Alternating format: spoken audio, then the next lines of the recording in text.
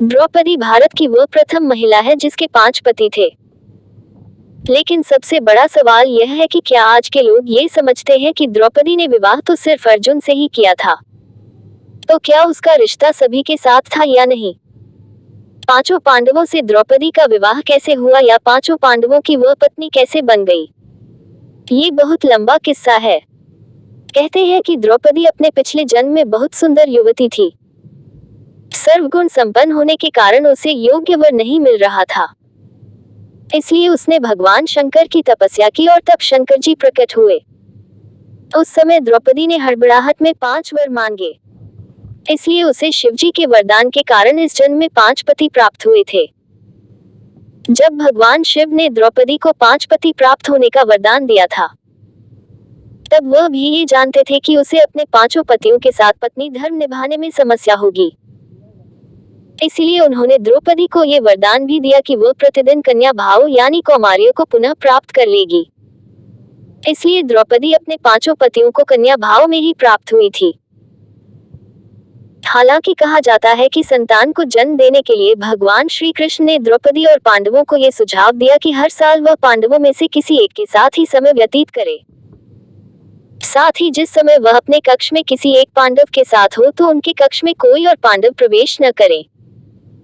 यदि कोई पांडव ऐसा गलती से भी कर लेता है तो उसे 1 वर्ष का देश निकाला दिया जाएगा। माना जाता है कि द्रौपदी, जो 5 पांडवों की पत्नी थी, एक साल के समय अंतराल के लिए हर पांडव के साथ रहती थी। उस समय किसी दूसरे पांडव को द्रौपदी के आवास में घुसने की अनुमति नहीं थी। इस नियम को तोड़ने वाले को 1 साल तक देश से बाहर रहने का दंड था। एक बार ये दंड अर्जुन को भुगतना भी पड़ा था। अर्जुन और द्रौपदी की 1 वर्ष की अवधि जब समाप्त हुई थी और द्रौपदी युधिष्ठिर के साथ का 1 वर्ष का समय शुरू हुआ था, तब अर्जुन भूलवश द्रौपदी के आवास पर ही अपना तीर धनुष भूल आए।